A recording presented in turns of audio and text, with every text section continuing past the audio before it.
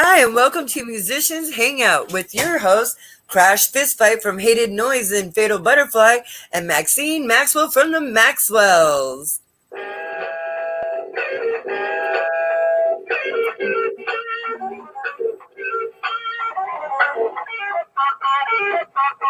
Happy Wednesday, everyone. It's so great to be back. Again, I cannot believe it's Wednesday already. Holy cow. Just fly by. And they're all crazy. What day is it? Mike. Sometimes I do forget what day it is. It's Wednesday that keeps me anchored. I'm like, oh yeah, it's Musicians Hangout. All right. I thought last Thursday was Friday. Man, I do that all the time. And I was like, when was my show? And Anthony was like, last night. And I was like, oh shit, it's only Thursday?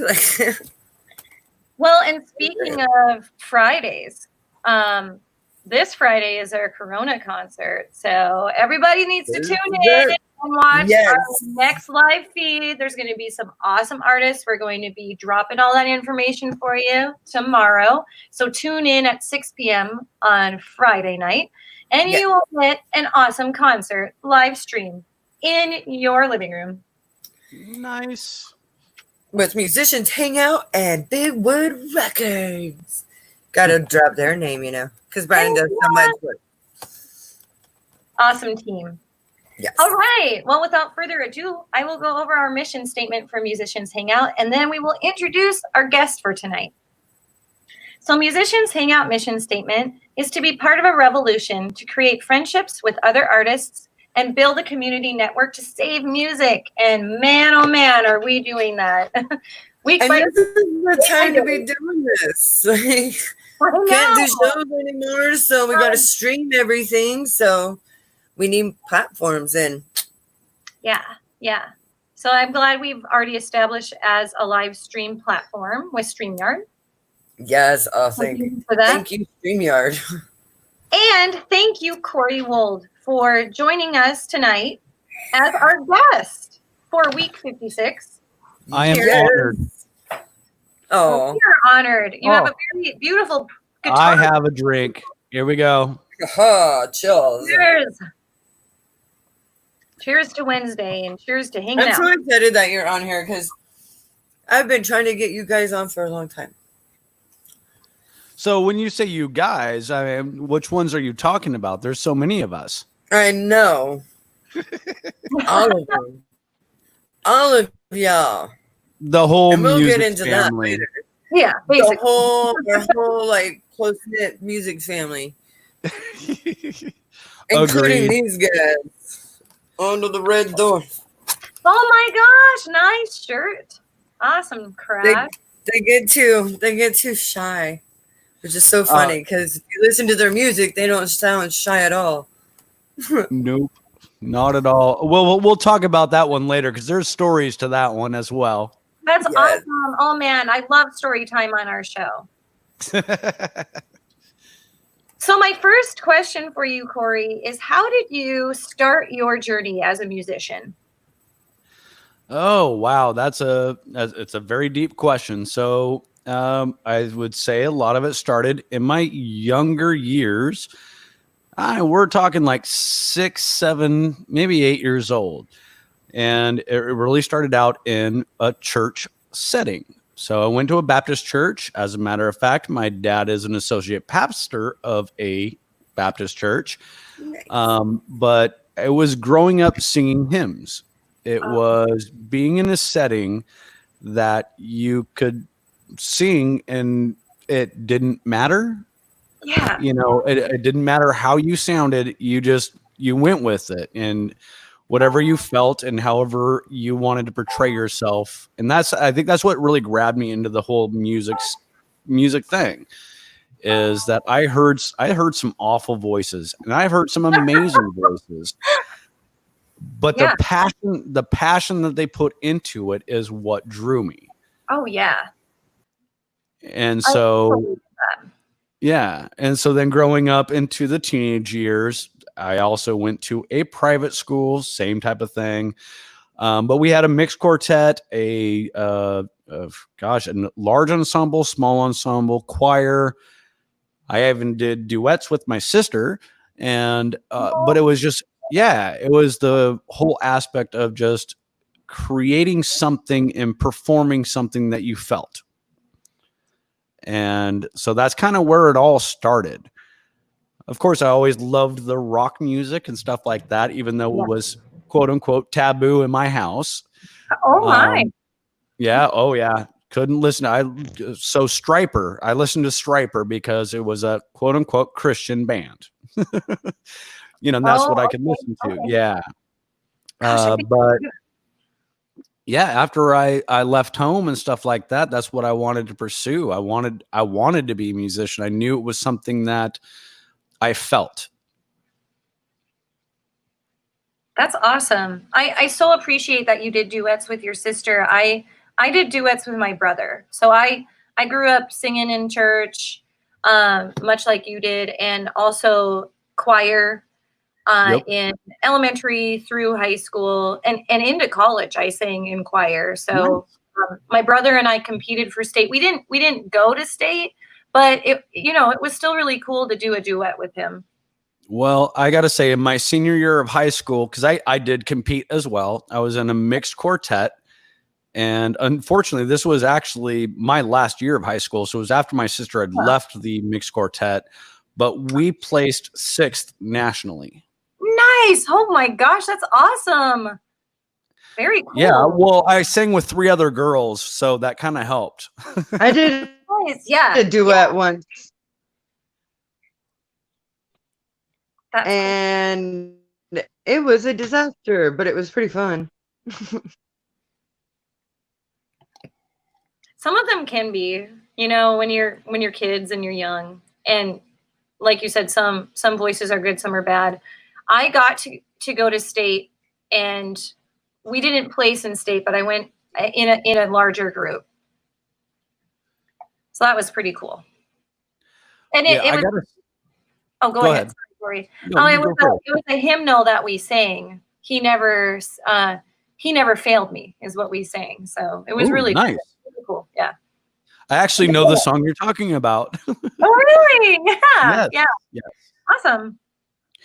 So I remember competing at state. So I competed 5 years in high school at state competitions, and we either placed 1st or 2nd. 4 years first place, 1 year second place.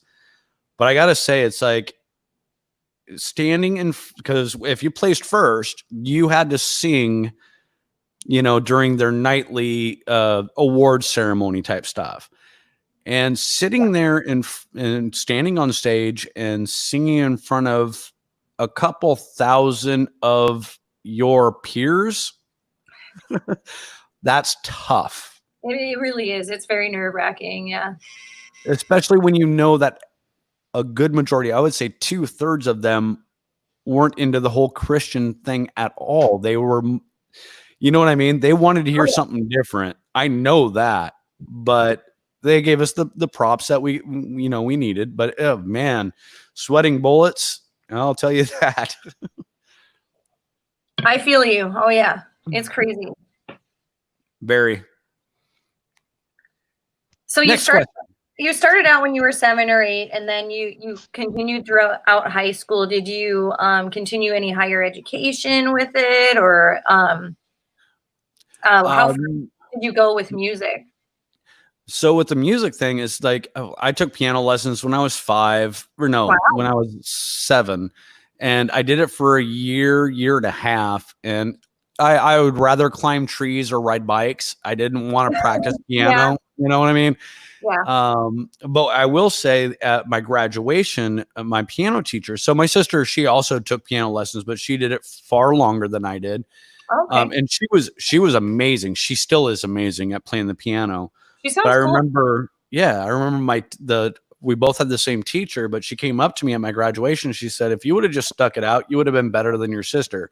Wow. So you tell that to an 18-year-old, they're going to be like, oh, why didn't I do that? But I had other things. I was chasing girls and, climbing trees, riding bikes, other things in mind. Yeah, at that age, you usually do. I remember having friends ditching out on their piano lessons at lunch break. And I remember just thinking, wow, you get to have piano lessons. You're just going to ditch it. I'll go for you. Like, I never did learn piano. I went right into drumming, which isn't always a percussionist story, but we didn't have to have piano in order to be in percussion at my school. So it was something that I never did get to do. It cost money. So I played sports, and that pretty much ate up the funds. So right, I was lucky. I get that. Yeah. So I was lucky enough to be able to just play drums and sing. So who are your influences? Like, what bands do you listen to? What other musicians do you idolize? Oh, that can go so many different directions. I would say that my main influence, and always has been, for many different reasons, Trent Reznor from Nine Inch Nails. Oh, yes. And the reason I say that is because he's been able to put out sound with lyric and emotion that plays a certain role. In other words, any song of his that you listen to, it defines it completely with those three elements. And I've never heard an artist do that, until but then again, I've been listening to him since 89. But it's just like he can put things together in such a way that that's the type of thing that I would like to do. As I create music with all the bands that I've been in, it's like I need to feel it. I need to be able to portray to the audience that emotion. The words have to match, and the sound has to be with it as well. If it's off kilter, then it won't work as good as it should. So it is a very big influence. It always has been. But at the same time, Simon and Garfunkel, another big influence, because I love the harmony and melody. Yeah, I do too. There is something about that. It's like you put some genres of music together and they sound amazing, like rap and rock or country and rap at that. You mix them together with the right beats at the same timing, and it sounds amazing. And you're wondering, how did they come up with that? Yeah. And so those are the types of things. Those are my influences, is those things that are a little off kilter, but are able to blend across a wide platform. I get you. Very cool. Very cool. So when did you start? Or I was going to ask you before. That's right. What other instruments do you play? So you play guitar, you play piano, anything else? No, I don't play piano. I will dink around on a keyboard. I am not good. I can play like Papa from like the first book that you got when you were playing piano lessons. Okay. Yeah. I've always been, and Tony knows this. Adam is, and for those of you that don't know Adam, amazing musician, but very technical.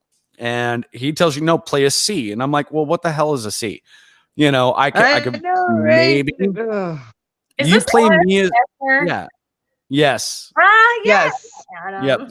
And what I would say is, like, you play me a C and I'll play it back to you. How's that? Because I play by ear. Everything that I do by ear. It's a feel. It's a sound. And so I'm not how I feel about that being in Kerplunk with me. Yeah, but you kept the bass line going, Tony. Yeah, but he would always he would always be like, okay, but that's a D sharp. Okay, so we can't jump ahead of ourselves here because we're going out of the story or the timeline. Anyway. But yeah, yes, Adam is very technical. I got you. But he is also so good at what he does. Oh, yeah. So amazing. Agreed. Right. So even as a guitarist, I don't even think of myself as a guitarist. You know, I can dink around on a guitar. I can play some chords. I can play a couple songs, you know, just to kind of keep vibes going. But it's just not who I am. I'm a vocalist. And I really look at myself that way. I know how to sing. You give me the right people, the right lyrics, we can make things happen. You know, that's how I really look at it. I know where my strengths are, and that's putting forth things in words and in a vocal way in music. And that's what I like to do. Well, and are you in a band right now? Yes and no, all at the same time. Okay. So okay. Right before all this COVID things happened, so at the beginning of March, I was lucky enough to get together with Adam from Fatal Butterfly and Kerplunk and all the other things that he's done. I can't even name them all. Okay. We also had Drummer Dude from Strawberry Rocket. Stone. Yes. Yep. I talked about that. Yes. Chuck. Exactly. And then also a gentleman named Dennis. And I've never heard from him, but he is probably one of the most versatile bassists I've heard in a long time. I mean, he floored me just from what he played. Sweet. But we got to go, we practiced once. Well, not really even practice. We just all got together to see if we would gel, you know. And right after that, the whole COVID thing, everybody locked down. Yeah. We didn't want to practice together because we didn't know how things could spread, you know, all those things. And then lo and behold, Dennis actually ended up getting COVID-19. What? Yeah. Oh, snap. And so he went to the hospital and stuff like that. And they told him, we're going to put you into a coma so we can put you on the respirator. Oh my. Oh. Okay. What? Yeah, I know. It's a strong story. Yeah. And so they put him on the respirator and he went through that whole thing. He was in coma for 21 days. Wow. And so we're kind of coming out of this now. Thankfully, he is doing well. Yeah. He still doesn't have all of his motor skills yet. We were actually going to be doing our first show for Rock Mama's LLS. Yeah. But he says he's not ready to play yet because his motor skills aren't quite what he wants them to be. You know. But yeah, we're forming a band and I can't wait for it to get started. But we're going to be called 21 Day Coma. Oh my gosh, that's I already like you guys on Facebook. That's freaking sweet. Oh my gosh. Yeah, we've already got now our Facebook I know. page. Now I get it. Now I know because when I got because not only did you send me an invite to it, but Rock Mama did and Drummer Dude did. So you know, of course it's you guys. Of course I'm gonna. But I wanted to know because there's always a reason why you name a band first, you know, the way you name it. So I was wondering where 21 Coma came into play. 21 Day Coma came into play because that's how long he was under for. Wow. That makes total sense. We're in the midst of drawing up our logo and stuff like that, which I can't wait to see some of the results that we get. I have a couple different artists working on that. But yeah, I have videos that I've put up for the rest of the group so that they can kind of watch that first night, the one night that we got together. And it is kind of amazing to hear such great musicians. And I kind of feel at the unequal end of it, you know, because they are good. And I'm supposed to sing along with what they're playing, you know, and it's like, I don't even know how to do that because they're that good. Brother, you've got this. You have got this. Well, thank you, Tony. I appreciate you know what, that. Joe Orient, he said, "Sup, Corey?" Sup, Joe? I love my brother Monkey. Yeah, Monkey. So yeah, that's kind of where my direction is going now. But there's a That's lot of other awesome. things that kind of happened beforehand. Hi, Allison. Thanks for tuning And in. our friend Allison Hello. says, "Hello, puppets." That is a heavy story. Gee whiz, my prayers to you and yours. Yeah, it was heavy. Dang. Thank you, Allison. I'm sure Dennis would appreciate that. Oh, for sure. How do I not know this Dennis person already? What an impact. How did I not know this Dennis person already? I mean, Crash, we know a lot of the same people. You know what I mean? Yeah, in fact, all three of us have I jammed know. Adam. Because Yes, exactly. I've played with Adam. I played with him back in February. Yep. So we're in like a degree of each I other. still jam with Adam. Good. Right. I still jam with Adam once in a while, Like, we've been jamming for years and years. I don't want to give that up. No, he's cool, man. He's my friend. Yeah, the music He family. was my boss too. That's right. Yeah. That's right. The stuff. Yeah, he was my boss and one of the best bosses ever. He yelled at me when I needed it, but and let's face it, sometimes We all I need it needed it. sometimes. Right? God, sometimes I need that now. I've gotten kind of weirdly lazy during all this COVID stuff. I'm usually a pretty active person, but I don't want to say I shut down. I just slowed down, if that makes sense. Like, Oh, that makes perfect sense. yeah, I'm not myself. So I don't think any of us are right now. yeah. Me either. Yeah. Well, and I could feel myself like mentally kind of slipping a little bit. And that worries me because usually I'm a bright and shiny, happy person. And lately I've been not so shiny, happy. well, you're going to get shiny and happy pretty soon here. I am. I'm so excited. I'm so excited. I'm picking her up tomorrow at the ferry. So she's going to spend a few days with me. And we need that. We haven't seen each other in person since January 3rd. So it's time. Oh, so It's tough. been almost 8 months.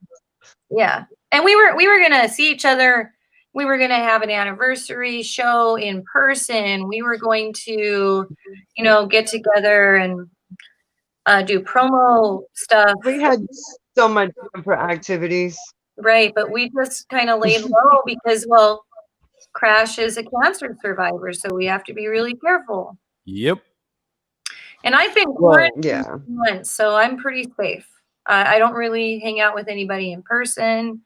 So other than my other girlfriend, Gina, who is a cancer survivor as well. So we're gonna have some girl time, and we're gonna have girls' night during our COVID or Corona concert live stream show, and That's it. it'll be good. It'll be good.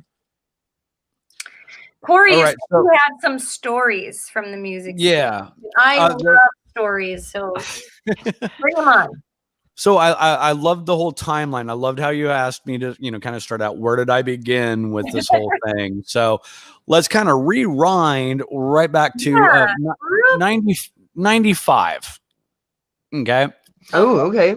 Yep. So that's kind of when I started into actually wanting to play rock music in the stronger form, so I already graduated. I did all the competition stuff for my school, but I wanted to do something that I felt. And so it's kind of a funny story. I worked at the Olive Garden out in Everett for a couple of years, many different times, on and off. We won't get into that, but I knew that Shannon Look, I knew that she's the one that actually trained me at the job, but I knew she played bass. Okay. And she actually was in a punk band at the time. And I'm like, but I wanted to learn how to play guitar. I didn't know that I wanted to be a vocalist at this point. I wanted to learn how to play guitar.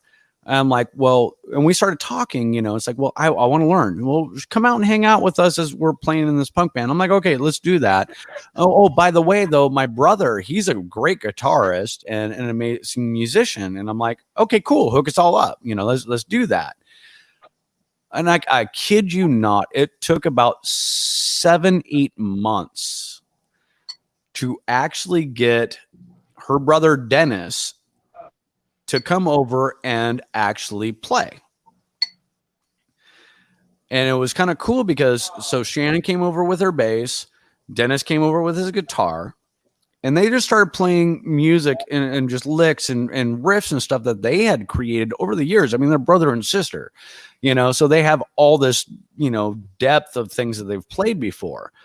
And they started playing some stuff, and I grabbed out my old poetry book from high school, and I started putting lyrics down. And that night we created 3 songs in one night just by meeting up. So we found another guitarist, and we found another drummer, Troy. Or the other guitarist was Jared, by the way. And we created a band called Limited Sight Distance. That's a cool name. Hi, Jared. Thanks for joining us.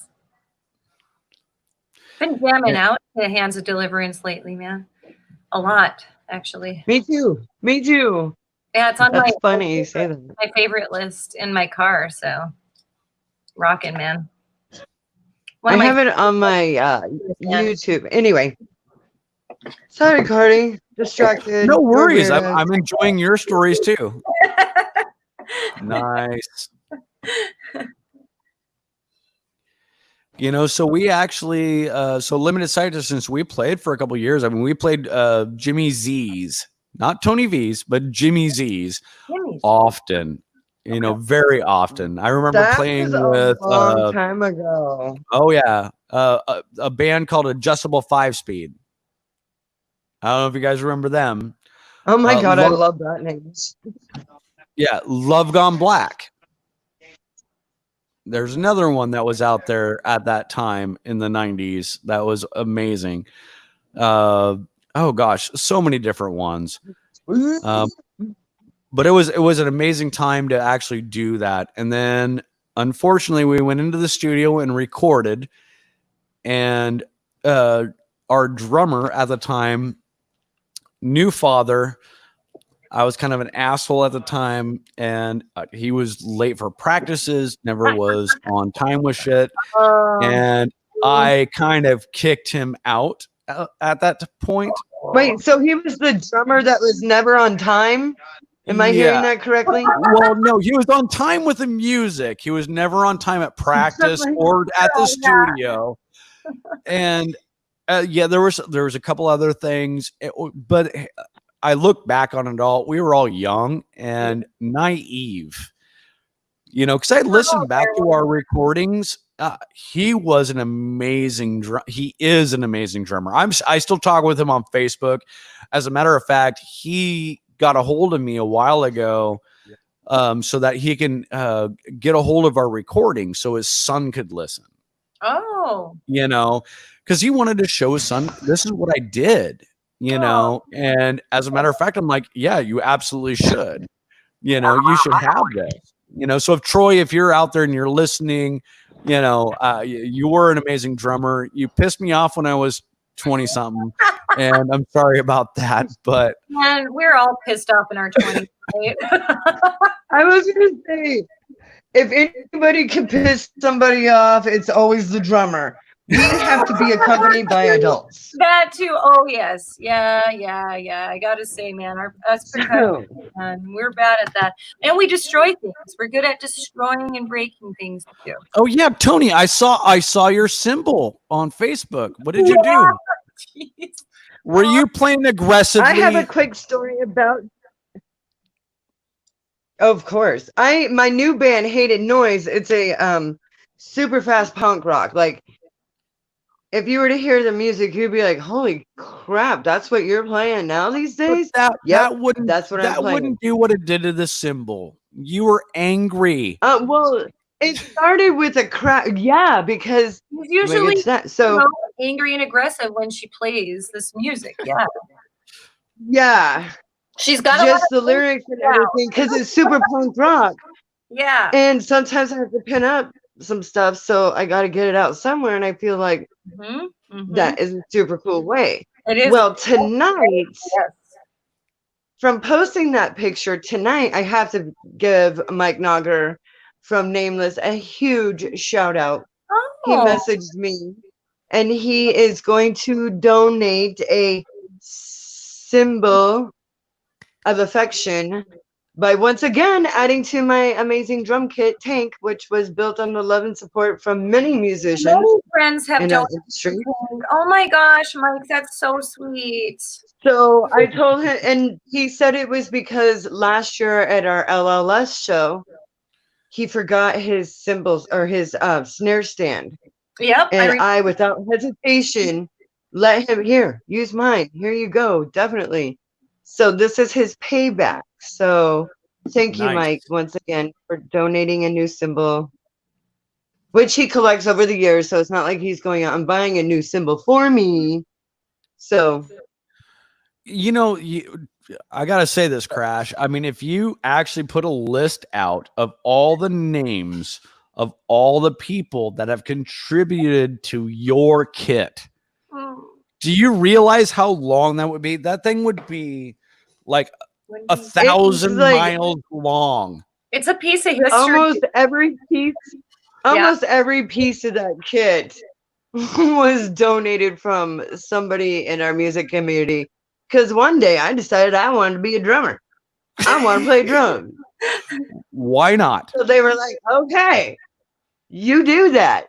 And Chris Black taught me how to do it. And love it. Kelly. And I mean, I got my shells from Kelly and Timmy. So like this from Joe and this from Jaren. Jaren, I got one of my pedals from Jaren. Oh my goodness. You know what? I don't even know if Jaren is still playing right now. I know Sam is, but Jaren should be playing too. For any of you that don't know who these people are, just look it up. Look up Joe Webb, the old Joda. We're talking. This is like music family stuff. We're all interconnected in some way or another by the cosmic grace of everything out there. Oh, it runs deep too. It runs so deep. Oh, big time. Big time. Oh, I got to continue with the story then. That's what I was telling me. Back to that. Yeah. Okay. So you brought up the symbol, so I had to bring up Mike because he's. I get it. I get it. Well, and I wanted to give a quick shout out to our friend Jeremy V in the chat. Hi, Jeremy. Thanks for joining us. Yes, hello, Jeremy V. All right, Corey, go ahead. Okay, so yeah, after limited sight distance, so we kind of after our recording, we kind of broke up and stuff like that because I was a jerk, and yeah, let's not dwell on that. I'm gonna cry. So we picked up another guitarist, another drummer, and we ended up calling ourselves Tenpenny, and that name too. Yep, did a couple more songs. And then they started wanting to go more toward a cover type of sound. And then all of a sudden, I got kicked out of the band. Ooh. And it was really weird because I thought and I felt at the time, especially, I put this band together, and I got kicked out. That happened. Right. Right. So you got kicked out of your own band. Kinda, yeah. Well, it kind of goes back to what I was saying. I was kind of a jerk and arrogant back then. So, I mean, I get it. As I look back, I get it. Yeah. Oh. Yeah, but getting kicked out of your own band, like. Yeah, but the sad part about it, is that I stopped playing. I stopped singing. Oh. Yeah, I was out of the music industry for 13 years. Oh my goodness. Huh. Well, family, making a living. I was thinking along those lines, and at the same time, I thought I was a crappy singer. That's what I thought. Oh. Understand? No, don't take pity on this one. I'm just saying at that moment, erase, no pity, delete the pity. At that moment, that's just what I felt.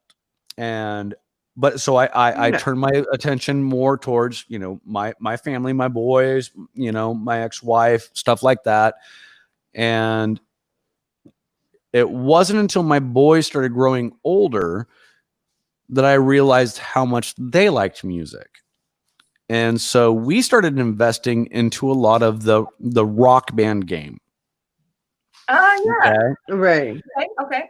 As a matter, I've sunk quite a bit of money into that game all the way through, Yeah. But my that son game taught me how to not play drums. Yeah. Right. Exactly. But the funny thing is that my oldest son, Austin, he clicked onto the drums just like that. And he can be an amazing drummer if he just lets go of what he thinks he needs to see on the TV. Yeah, I get and that. play by feel. Okay, yeah, and see, I was just gonna say, so when you're playing Rock Band, it's whatever beat that game puts up there. Using it's But not it is no way in time with what is really going on in real life. No. Okay, So now before I learned how to play drums, I was expert on freaking rock, on that game on drums. But then I got behind a real drum kit and realized, oh wow, this is not Rock Band at all. As a percussionist since I was 10 and then trying Rock Band, I think I was in my early 20s. I sucked at that video game. And the people who were like, "What, you said you're a drummer, but how come you can't play the game?" Because it was different than the beat of the song. And I was going with the song. But I guess there's higher levels that go with the song. But I was on a low level. I was so confused. I will say I'm not a gamer, so I'm like, don't know. I will say this: when it comes to that game, if you played on the expert level on any of the instruments, you're going to get closer to what it truly really is. I could do that. And I think Crash was the one who told me that when I told her about my experience. She was explaining to me that there were more advanced levels. Aha. Yep. Yeah. It was a weird one, but at the same time, I mean, my kids at this point, like I said, it was 13 years later, so my oldest is 15, youngest is 10. Yeah, but all of a sudden we started to get this camaraderie about music, and we started searching out songs and trying to find stuff that we all liked. That's cool. And then a buddy of mine, so Jared Smith from 69 Lines, he got a hold of me and he's like, "Hey, we're playing Cane Fest." Oh, cool. And I'm like, "Cool. What's Cane Fest?" He's like, "So it's this 2-day shindig out in the sticks with a full-on stage, great sound system, bonfire, and we just play music." It's in Yeah, you have like 20 bands playing. Polecat Kelly is the sound dude. Yes, he was. I didn't know that until after. I did not meet Polecat until way later in the timeline. Yeah. But yes, you are correct. That was his parents' place. Oh, I didn't know it was his parents' place. Oh, somehow related. I don't know if it was his parents. I can't say that for sure. Don't quote me. But no, that just makes sense though. But it was so cool. So I told my oldest son, I'm like, "Hey, do you want to go see this?" And this would be his first concert ever. And he's like, "Yeah, let's go." So we went out there just for one night. We did see 69 Lines. We got to see Under the Red Door, and I'll tell a little bit about that later. Ravages of Time. I mean, so yes. for those of you that don't know Ticker, get to know him. The boy is amazing. Okay. I got to see Sporicide. And this is a funny thing. Sporicide, that has Tim and Reed that used to be in Barbie Card, and I played with them. I was really good friends with them back when I was in limited sight distance. She's got the All of a sudden, this whole thing is coming full circle. I'm starting to see, as I'm taking my son around, all these people that I've known that I played with years ago. That's and I'm thinking, what am I doing? Why am I not doing this? Yeah. Why am I not a part of? You know, and the cool thing is that everybody there that we talk to and stuff like that, so supportive of that type of vibe. So, okay, now we'll get to the Red Door story, Under the Red Door story. Okay, so my son Austin, he loved Under the Red Door. He's like, this was the band that just made it for him the entire night. You know, he was like, this is awesome. Which is weird because Mechanism and Catatone both played that night too. Yeah, by the way, drummer dude says, "What's up?" Hi, Rock Mama. Hi, drummer dude. Hi, Rock Mama. Hello, guys. Love you guys. We were talking about y'all earlier. Probably heard us. Your ears burn. Absolutely. How amazing you people are. That's what. Right. Anyways, sorry, Corey. Yeah, go ahead, Corey. That's okay. That's okay. Because this all intertwines. Believe it or not, all of this intertwines. It does. Yep. Okay, so where was I on that? Oh yeah. I mean, Ravages of Time. That was my favorite. That's the one that I mean, the way they pulled up in the freaking convertible Corvette, you know, all the go-go girls coming out of the car, and then they get up and do their show. I mean, it was phenomenal. I was like, that was prestige right there, especially at a venue in the middle of the sticks. But my son Austin, he was like, no, I really liked Under the Red Door. And I'm like, I look over and I'm like, all their RVs are over there. Come on, let's go say hi. They're sitting out there. Let's go say hi. Oh, we can't do that. Yeah, I'm like, why not? Why can't we? That's why we have the table set up. Exactly. Come. So we went. For those of you who don't know, I used to manage Under the Red Door. Yes. Yes. So this is kind of how I started to meet Crash is through this type of thing. You know, so we go over to the table and I'm like, my son just really loved your guys' music. He thought you guys sounded amazing. And they're like, oh, that's great. Here, let me get you a t-shirt. What size do you wear? Blah, blah, blah, blah. I mean, they were just kind of doting on him, you know. I'm like, hope that these guys are doting on my son, right on, you know. And so they gave him a free t-shirt. I mean, he felt amazing. And so a couple days later, the gentleman, Dennis Look, that I played with in limited sight distance 13 years prior, he gets a hold of me through Facebook and he's like, hey, you looking at doing music again? And I'm like, yeah, I kind of am. He's like, come meet up with me and my buddy. You know, let's see what we can come up with. You know, and so we scheduled a time and I did. And so we started playing, and what they were putting out was amazing. It was fun to do. And we're like, okay, let's start something. So we did. And so we decided to call ourselves Sir. Oh. Yep. And so right after we started playing, Mr. Joe Webb, or Joda, as I like to call him, decided he's going to throw a barbecue at his house. Everybody's invited. And so I'm like, okay, cool. Barbecue, everybody's invited. So I grabbed my sons and we're like, we're coming over. We're going to play some music. We're going to have barbecue and stuff like that. Well, guess who's all there? Everybody from Under the Red Door. Nice. Okay. And my son, my oldest son that got the t-shirt, remembers who all of them are. He's like, that's Under the Red Door. I'm like, oh my gosh. Yeah, it is. Joe, how do you know these guys? Joe, what's going on? And he's like, oh yeah, we've been friends forever. I'm like, okay, you're going to make my son he's going to die right now, you know? But it all gravitated toward that. And that's when I first met Tony. That's how the whole music family kind of came about. For me anyway, was to see all of that. Yeah. and to know how all of this was connected. Yeah, for a short time, I also managed Sir. Yes, you did. Actually, you That tried was out for drums for Sir. You did, and we told you at the time no. Probably a and that was bad, fun. probably a bad mistake, but you know it is what happened. You know, it was It's just okay because the story never stops. Like, our story is no. still being written. We're all Yes, still good, close friends.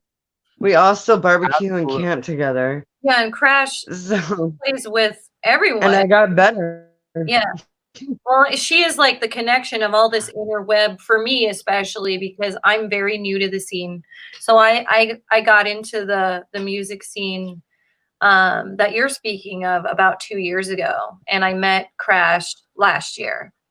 So very new to it, but meeting everyone. In fact, I looked up just to make sure I knew some of the people that you were speaking of, the looks. I'm friends with both Shannon and Dennis. And Yep. I didn't look up everybody, but I'm like, gosh, these names sound really familiar. If I haven't met them, I'm connected with them in some way. So and yeah, Fun Crash fact, is Dennis used to play for Fatal Butterfly. Oh, Yes, exactly. And that, you know, it is so cool. that is cool. I mean, because you have to look back, you have to reflect to see how all these things are connected. I mean, Maxine, I remember playing with you guys when we were, I don't know if we were Sir or Karma's Playbook. I don't remember which, because it was either Karma's at the end of, Playbook. Karma's was Playbook. it Karma's? Okay. Yep. Because it was either at the end of Sir or at the beginning of Karma's Playbook. It was one Karma's of the, Playbook. okay. But I remember you guys playing. That was an amazing show. Oh, thank you. It was really fun. But think about all the people that you come across. I mean, Little Ben. I mean, you say Little Ben out there, everybody knows who Little Ben is, right? I know Little Ben very well. He was my neighbor, and I don't know. I've known him for like a decade or something crazy. Oh yeah, and I've heard of him definitely. I don't think I've met him. I don't remember because when I'm at you didn't get a chance to meet him because I'm like I don't think you didn't get the chance to play Tony D's, and he was the security guy there, which that's another story. But anyway, that's how I know the name though. So like these names sound very familiar to me. Yeah. That's what I'm saying. It's like for some reason, all of us as musicians, especially in this area, we're connected some way or another. Okay, so Tony, remind me, who is Raj? Raj is my adopted brother. Okay, so who did he play for? Green Day. Thank you. He was the original drummer for Green Day. And then he practiced for Sublime LBC, or he played with Sublime LBC a few shows. Yeah, but see that's the and crazy now thing. He plays for Under Sin. So nice. So I'm very excited for him. I was talking about this with Wendy just yesterday. It's like I know I'm friends with him on Facebook, you know, and he's posting all this cool stuff, and I'm like, wasn't he the guy that originally played for Green Day? I mean, you know what I mean? And it's like, but how did I get to know him? Yeah, how did I get to be friends with him? I brought him to band practice. Yeah, but I brought him to Kerplunk practice. But the whole reason is because of who we know. It's this inner group, this collection. Well, of I met him. Local things. Well, he's my adopted brother, so I met him a long time ago. But we connected at the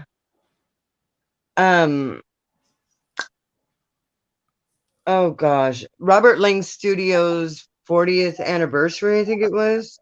Nice. And yeah. So we reconnected then. That's cool. But I guess that's the whole point of what I was saying is that what we're doing, what you guys are doing. It's just all interweb. Like so much. We're all closer than we think we are. Yeah. Yes. Yeah, we are. And I'm just so excited that I'm able to connect with people this way too, because now we're not playing shows live, and I miss that so much. I really do. I was So supposed do I. Tony V's. I was gonna, or yeah, we were talking about Tony V's. That's right, because I was gonna play Luigi's too, and those are my top venues I wanted to play because those are the fun venues to play.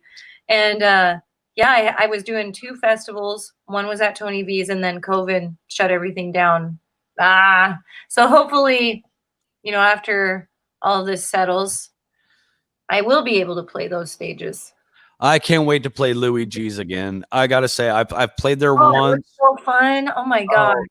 The sound, the vibe, everything there was perfect. I loved it. Sure, yeah, I've heard. Yeah, Chris is an amazing sound guy. I have to, and he handles all the lighting too, and he's just phenomenal. Yep. Yeah, it's so good. that's awesome. So where was I in my story? I forget. Oh yeah, so Sir to Carmen's Playbook. Oh, so Sir to Karma's Playbook. This was an awesome transition. So with Sir, we actually had Tim and Kelly from Under the Red Door. They were actually playing with us. Kelly on drums, Tim on bass. We sounded great and stuff like that. It's just they kind of wanted to do their own thing and progress their direction, which was I had no problem with. So we picked up another drummer and another bassist. That's where we got Monkey Joe, or for those that see it on Facebook, Joe Oriente. Just call him Monkey, please. Just call him Monkey always. And then our drummer, Bill, and nobody knows who Bill is because he doesn't get on Facebook. God. Well, didn't Facebook. Wait. That's all right. I get that. Oh, he's still out of it. He will not be on Facebook ever. No, but didn't he move away? Yes, unfortunately he did. That's later on in the story, but yeah. Oh, okay. Sorry, I'm just trying to make sure. It gets confusing for me after this part. Oh, I get you. No, he did. He moved away, but he's doing good. Actually, I was just talking with him today, and he was like, what are you doing? You're in a new project. You're on Musicians Hangout. What's going on, Corey? Come on. I'm like, I'll call you later. He's like, oh, I'm at my parents' now. You'll have to call me later. I'm like, whatever.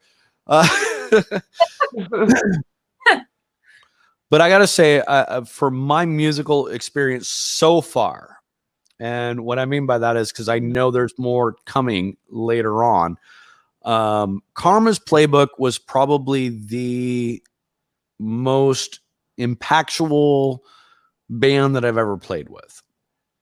And what I mean by that is you had 5 different lyricists, 5 different musicians, 5 different styles of playing, 5 different styles of how we wanted to portray everything that was written, but somehow made it work. But we also had like a lot of layers of tragedy. Oh, so many. A lot of layers of I don't want to get that deep into that, but yes, there were many. And yes. And I think that to me, that was the birth of Karma's Playbook. Oh. I would agree. The birth, like taking all these tragedies in, because everybody was in Sir at the time that all of these horrible tragedies struck. Yep. And it affected all of us. It affected all of us, like to our cores. Don't make me cry, Crash. Don't make me cry. I'm not going to get into it, but I think through that, you have to go through tragedy, like the Phoenix. You have to die and go through hell to be reborn. Reborn through the ashes. Yeah. Yeah. And I think the only way to get through the ashes is by going through hell. And I felt like that's what kind of gave birth to Karma's Playbook. To me, that's what it felt like. I could definitely see that. I mean, a I lot of think things were I leading felt, up to that point. yeah, I think I felt a little differently about it, kind of being at the in the heart of it, so to speak. And I wasn't even the one that was impacted the most out of the members of the band, you know, but it was, I don't know, it brought an energy, it brought a life, it brought a fire Well, you know, to what we we did. all have a little bit of, we all have a little bit of survivor's guilt in us all True. because of just the day everything just happened to be on. Was it band practice day? Yeah. So we all have a little bit of survivor's guilt going on, and that's not only, it made us stronger though as a family, I and it agree. produced Karma's Playbook, which was, you know, a beautiful thing after a horrible, you know, tragedy. So many horrible tragedies. It just wasn't one. It was just like a It was multiple. snowball effect of Yeah. Really do love that name too, especially knowing a little bit of that background. Wow. And that was the whole Right. point when we came up with the name. And actually, this is on Joda. So Joe Yes. Webb, he's the one who brought up the name, and I'm like, yeah, you're absolutely correct. Yeah, I mean, is there really a playbook for Karma? There is not. You know, why not name us Karma's Playbook? That's freaking sweet. I love it. And there should be. There should be. I love it. Yeah. There is. And it makes a lot of sense too. Like Yeah. our family, you know, our close knit friends and family. Absolutely. Yeah, it was, you know, like I said, that was probably my, or so far in my music career, that's been the most pinnacle part of what I've done. I have to say, you really threw a lot of yourself into that project. Your vocals, you could feel them, not just listen to them and know how you felt, but like it actually made you yourself feel what you were feeling during that process. And I You know, loved that. and okay, so, and I got to say, this was an interesting thing for me, and something that has built me up as a vocalist is that there were some songs that we did that I didn't quite get emotionally. And so I had to figure out how to portray that when I sang it. You know, and Yeah. but once you find it, and then all of a sudden the music around it starts to refine, and then you just start to feel the music and are able to really vocalize that emotion, you know. And it kind of goes back to, Misery is one of my favorite songs that you guys do. There's so many different songs that you guys do, but like I really understand Misery. I get Misery. yeah, I love that song. It's that's always been one one of of the my reasons, favorites. I told you that from Get. one of the reasons why I like doing the video for that one. I put that video together. Thank you guys for using that in the promo for tonight. That was awesome. And yeah. Thank you, Justin Sable, Yes. for making that from those guys. Heck yeah, that's our dude, man. We got people. Yes, we do. You know, but I gotta say, as a vocalist, it can be difficult sometimes to try to capture what the lyricist is really trying to portray. Oh, I love that. Yeah. Yeah. And then you have to match it to the music. Yeah. And therefore, and also, and you know what I mean? Mm-hmm. But man, once you feel it, once you know it, and thank you, Tony, for the compliment on that one. Yeah, but there are a couple of songs that it took me a while to find that core, that center that was able to portray the vocals. But once you got it, man, you would just put your all in it, man. It was always such a joy to watch, for me to watch you guys perform every time. every time. I'm so proud of you boys. Mama's proud of my boys. It was good. But at the same time, there was also a lot of good things that we did with Kerplunk. So for those that don't know, I had the luxury of playing with Tony. She played bass for us, but we did a Green Day tribute band called Kerplunk. Adam from Fatal Butterfly, and he was able to play. And how many others has he been in? Let's see. Oh man, so many. And then we have John, who was with a band who actually got to open up for Great White. Oh, the Angela Hammondtree. Damn. See, band. There you go. That's sweet. Angela Hammondtree band. But here's this fun fact about Kerplunk. I am the only original member left. Oh, that is so true. I was going to ask. I wanted to feel like I was original. Yep, I'm the only original. I was the original bass player when we started it. Wow. I was like, it's one of my favorites. I was really upset that we weren't able to broadcast, but I totally understand why. But and COVID has kind of taken over, so we aren't really able to do a feed yet. You guys got together to do a live feed. Corey, were you there for that? Yes. Yeah, I remember that. Yes. I watched the live. Things happened, and we weren't able to broadcast. A couple of the guests, because where we were broadcasting from is actually a pretty famous place from the TV show Twin Peaks. Yep. From the early 90s. It was the Bang Bang Room, which everybody would go to see live shows, even though it was nothing inside looks anything like what is portrayed on the TV show, because that is not the inside. They just use the outside because it's cool looking. Oh. And there's guests, it's a hotel, and the guests were complaining that Cherry Dragon was going a little late. And really? They didn't know. But Cherry Dragon sounded amazing. Oh my god. They did, but these people were kind of like, well, it's 11 o'clock at night, so we want to get to sleep. And I understand. Come on.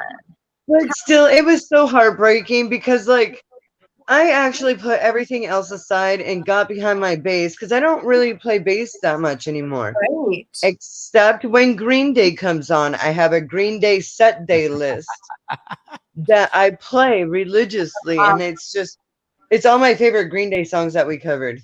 Hey, Crash, we're going to do it again at some point. We are going to get together and do it again. We are. Come hell or high water, like. So I got to say, okay, so as a vocalist, yes, as a vocalist, what took place with this, and my girlfriend can even vouch for this one. I was nervous as hell to even audition to do Kerplunk. Are you shitting me? Kid you not. But at the same time, I got to say that experience of doing Kerplunk has helped me expand how I do vocals. And so so Crash, you've seen me when I was in Sir at the beginning of Karma's Playbook. And then we had Kerplunk in the middle of all that. I was doing both at the same time. But all of a sudden, I became a little bit better on the vocals in Karma's Playbook because of Kerplunk. Yes. It stretched my vocals out. It had me look at things differently. I had to my techniques. We definitely pushed you vocally with Kerplunk, but you did amazingly. Like, it's not that, like, I never doubted your capabilities. but you always surprise me by doing a little bit better than I expected. And you know, my expectations are always high.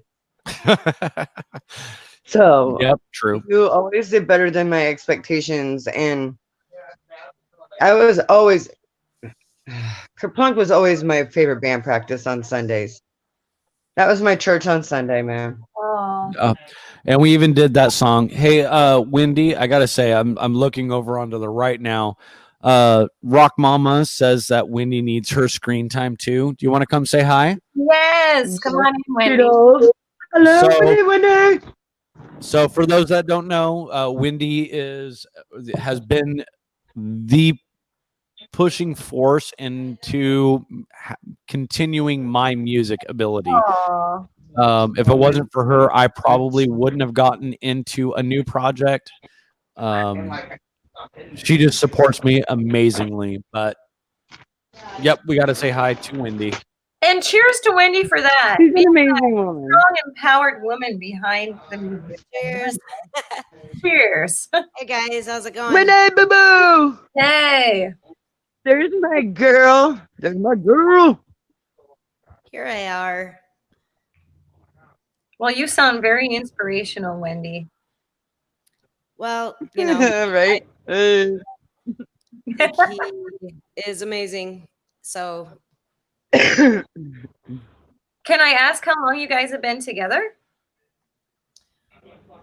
about 6.5. 5.5 years. Oh, right on. Very I was cool. gonna say 6.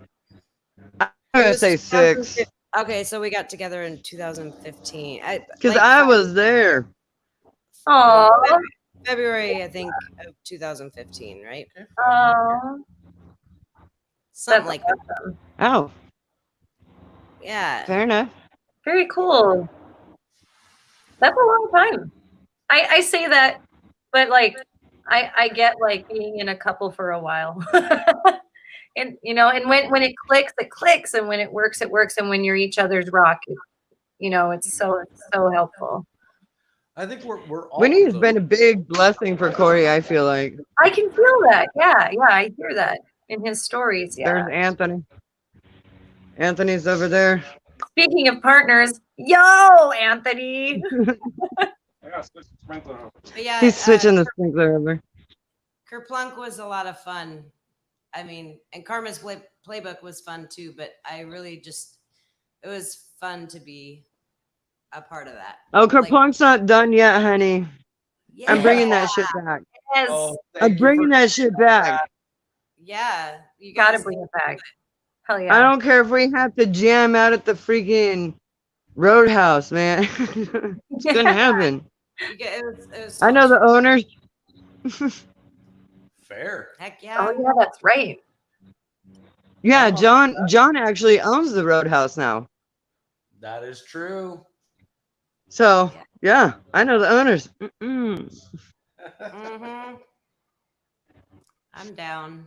Do we have any story time with Wendy? Stories from different shows, concerts, Ooh. etc. Oh. Yes, you go ahead and talk. Yeah, Wendy's perspective on it. Yes. Oh gosh. Wendy time.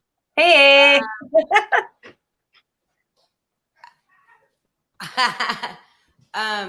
So Rock Mama says hi, Wendy.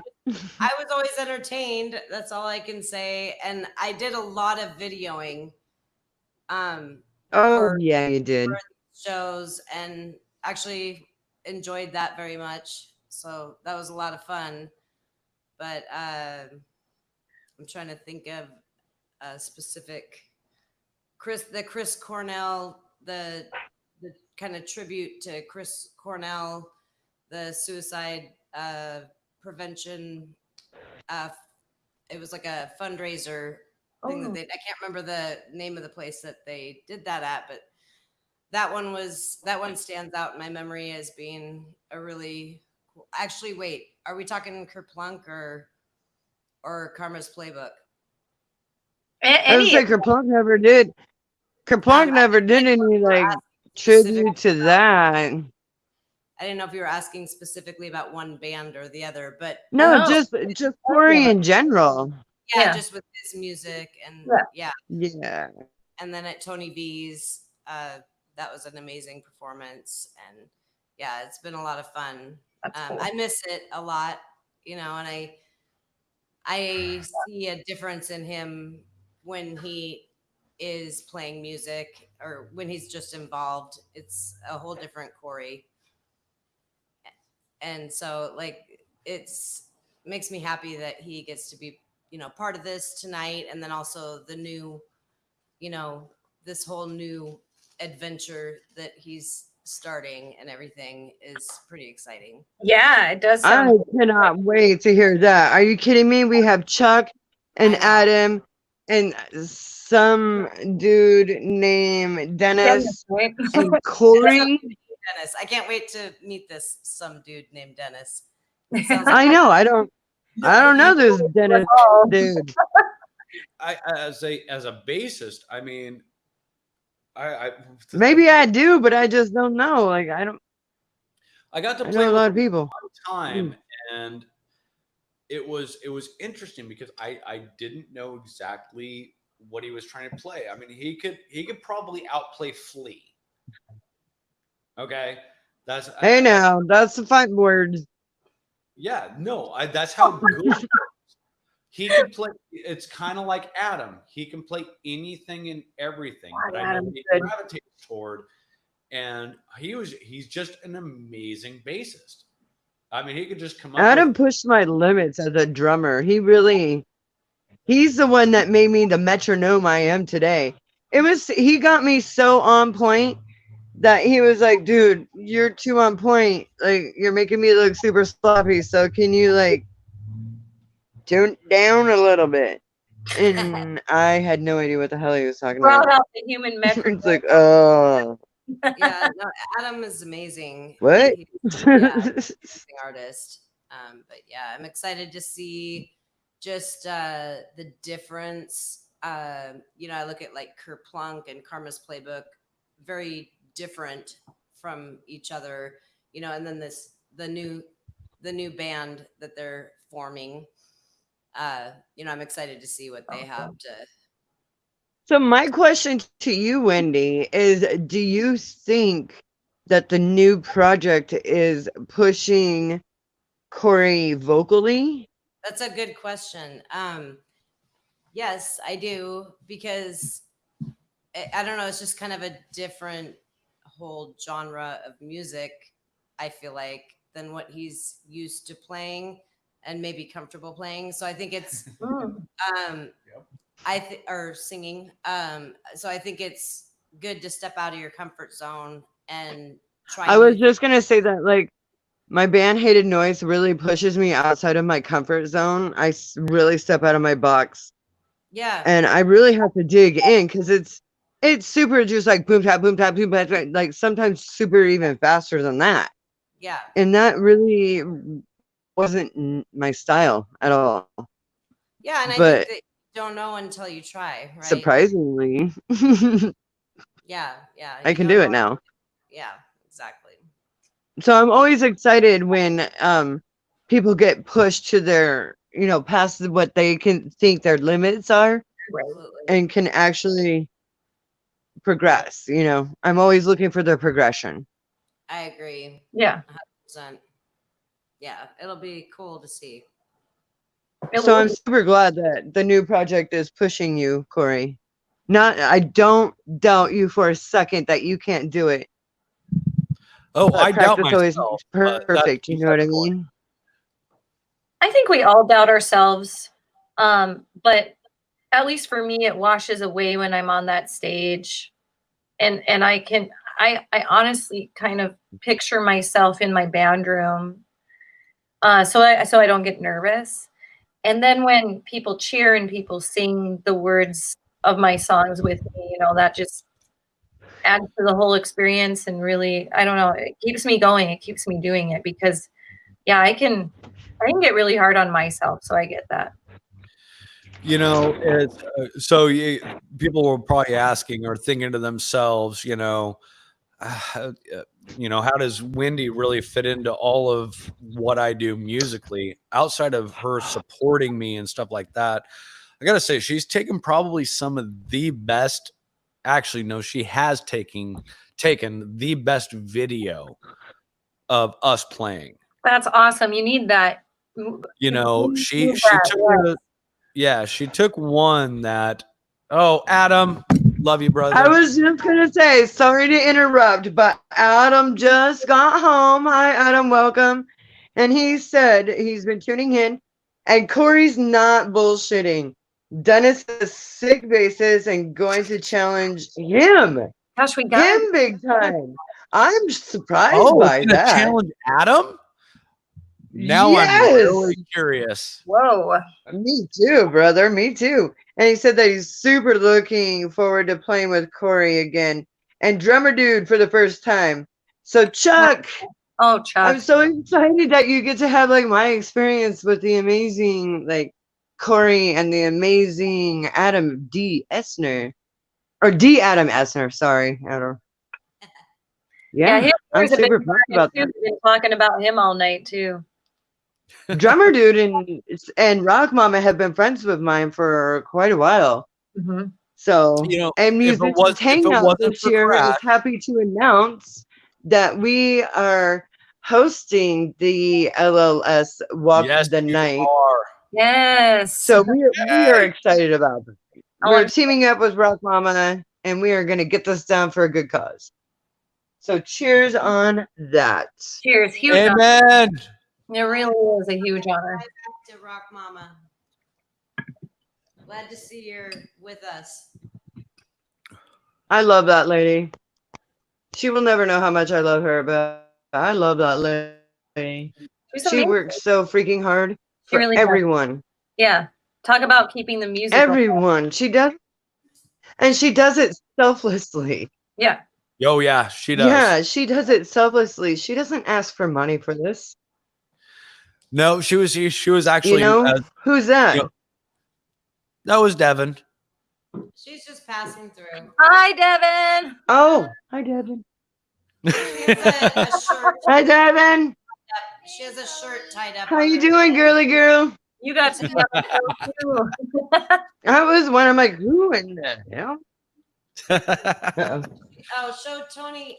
Wow, look at that hair. Oh my God. Come closer. Come closer. There, look at. You gotta come closer. Yes.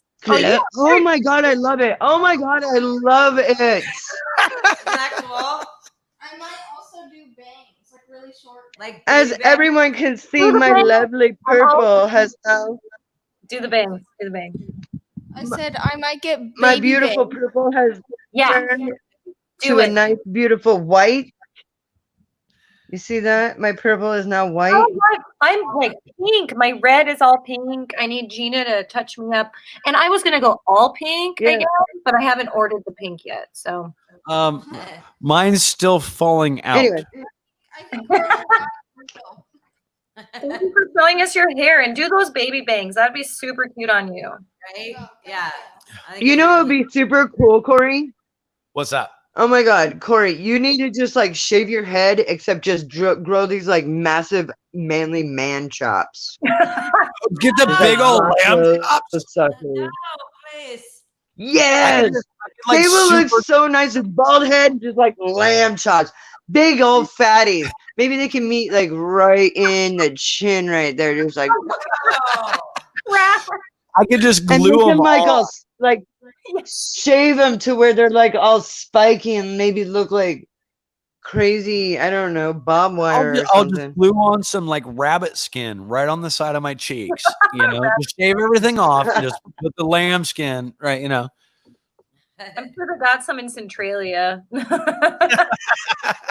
my hometown. Speaking of which, Crash, Centralia. Yes. Did you see the picture that Wendy put out there on Facebook a little while ago, just recently?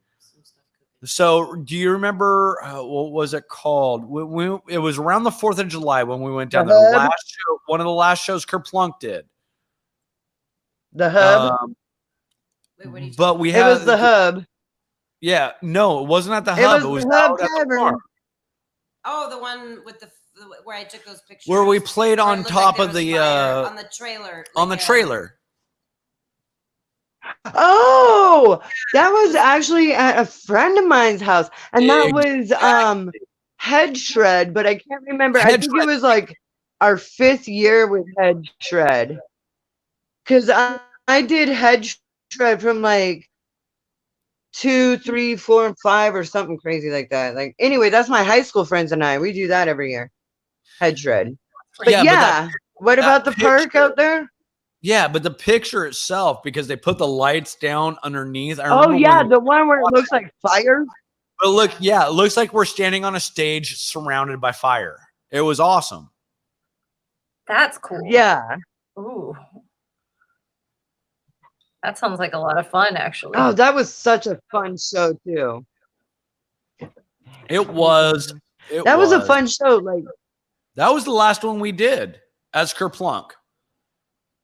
Well, it sounds like a really cool show to end out on. Jeez. was it really? I thought we ended on something else. Nope.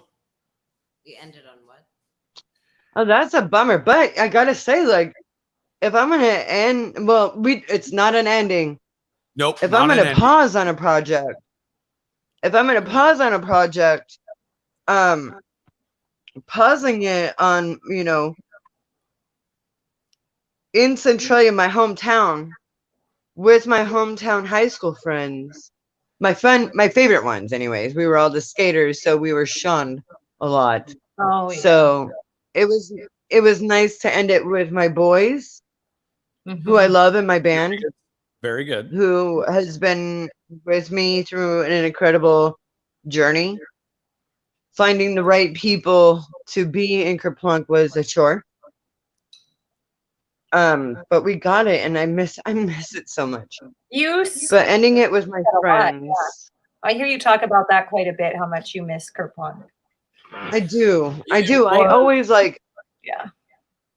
It was a I special still thing. have my bass, and I still have all my bass stuff, and I still play. I still practice Kerplunk stuff. I found an old set list, and I put all of our songs on YouTube, so it's in a set order. And I named it Green Day Set Day. I don't know what the set day was about, but What it's weird because like I almost kind of associate that band. you are a huge part of that too, Wendy. Yeah. Yep. Well, thank you. But I feel like I associate a lot of it with like our relationship, because we were new together then. Oh. And so like Yes, you were. one of those like I look back on it and like, oh, I'm those were fun times. Those were really fun times. Reminisce those They're my memories. favorite time. Oh, do you remember? You remember Crash when we went out to Monroe and we played the show out there on Halloween? Oh my God. So I am literally, this is my Halloween costume. I am wearing a camouflage bustier and camouflage panties and Chuck Taylors, and that's it. Oh my God. That's it. Burn. So I get to the venue and everybody's there. And lo and behold, this is when I worked at Lex Soup Stop in Georgetown, Seattle. And lo and behold, there is the owner, Alta, with her husband at the venue. My friend Kat Sophie, who has been on the show a couple times as kind of just like a fan, her and her husband owned the Paradise Tavern in Monroe. Paradise. That night, Corey, that Halloween night, we broke their record as to how much money they made that night. Wow. And we got paid really well. Then we did. Yeah, we did. I don't remember that. Then, yeah, we did. And It then, wasn't about the money. I had fun. It was great.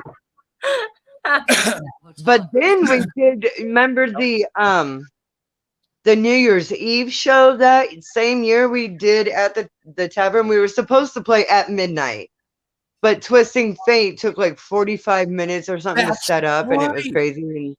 Oh, Yeah. So they kind of Did- screwed over Kerplunk because we were gonna do like a big champagne toast and everything because it was our show. We Oh. put that on. We No, doubled that's okay. what we That's okay. had made the John bar. and I dressed up the way that we should have. I still looked both nights on Halloween and New Year's. I looked like Billy Joe, and John dressed up as Trey. Yeah, I can't dress up because I'm a chick. Fair enough. Mike Dirk is a dude, and he's like Chuck 6'5", and I'm like 5'6", so I'm just like, bro, like He has a penis and you don't. So, yeah. right. But I have I can feed a child and he can't. So Very true. Very Well, true. like I said, you got the Chuck Taylors, so there's half the costume, right? yeah. So, but on a New Year's Eve show, we doubled what the bar made, so we got paid double. We That's made like $400 that night Sweet. at New still Year's don't Eve. remember that. We made a lot of money that night. Maybe that's just me. Maybe Well, I did. it was a very, very long time ago. Well, no, I We don't all think had so much fun that night that I I guess think you got. I handed you the money, you probably did. but we I were guess just having too much fun. I think. You drank it all. Yeah, probably. probably. I guess I don't Usually think got- about the money. It's like Couple when I of do that shorts. shows, We eat. I We don't drink. think of the money.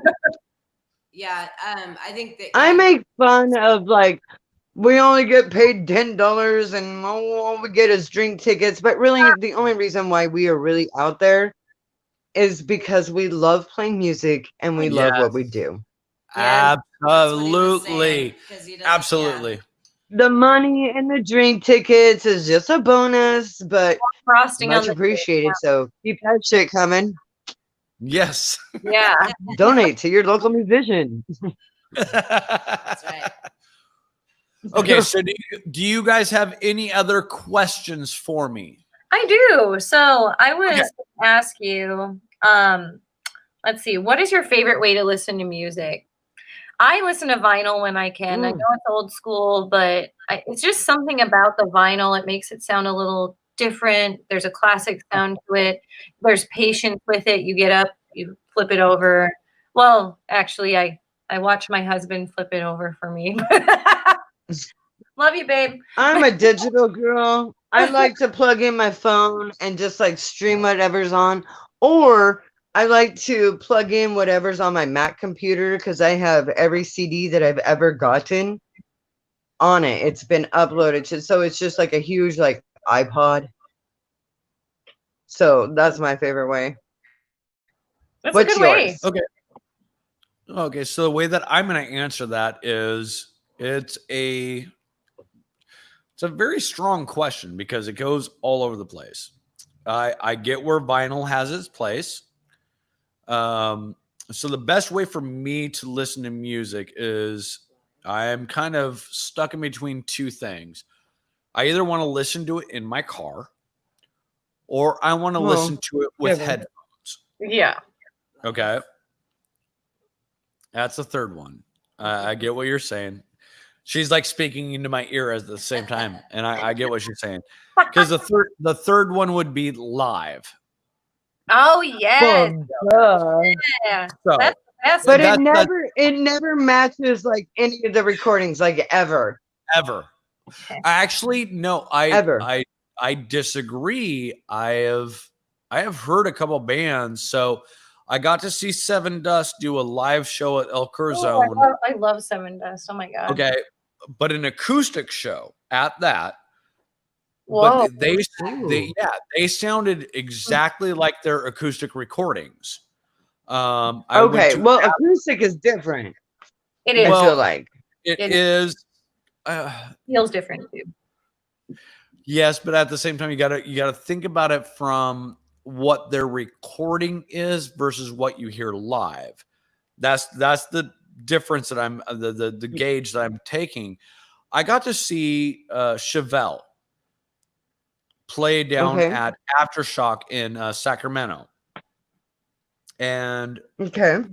actually, I got to see a lot of cool bands that weekend. But it's interesting to some bands you see live and they don't sound anything like their album or their recorded stuff. But I got to Right. say, watching Chevelle, they sounded like they're recording. Dang, Chevelle's good too. They're And damn. I will say, I got to hear Offspring at the same time. They did all of the Smash album front Really? to back. Yeah, front to back, like track one all the way down to the end. And they Right. sound exactly like they're recording. Hell yeah. The one that surprised me though is I got to watch Bad Religion, and this was years after. Oh gosh, because this was like 7 years ago that I saw them, and they played a lot of their older stuff from the 90s, and they really did. They sounded more studio than I would have given them credit for, but I know they were live. You know what I mean? I mean, because you can hear a band when they do it live and it doesn't sound anything like they're recording. But I will give credit to Right. Bad Religion. They sounded like their recordings. And they did a good 10-year stretch of their songs. So it was kind of cool. That is cool. Oh, Crash is out for the moment. She Crash, needs better internet. You got to see. What was that, Corey? I said she needs better internet. I know she really does. And once we raise some money for Musicians Hangout, we are going to get her better equipment too. We both Good. need an upgrade. We just kind of go, with what we got from the seat of our pants, and we are where we are now. She'll come back though. She goes in and out sometimes. Let's see. My next question for you is: what milestones or special events or goals do you have in the near future? Oh, that's a good one. So Bill. my goals for the future, to be honest, I just really want to I want to create. I love creating. I love to share the passion of music on a stage. And I don't know, there's something about the audience reciprocation to that, to see them feedback that they feed into what I'm portraying, and that just feeds me even more. That's kind of what I go for. But a milestone for me Right. is Bill says that, Corey, I'm a sexy bitch. I like that. Yeah. But so far up to this moment, I think that I have two profound moments in my music career that really stand out more than anything.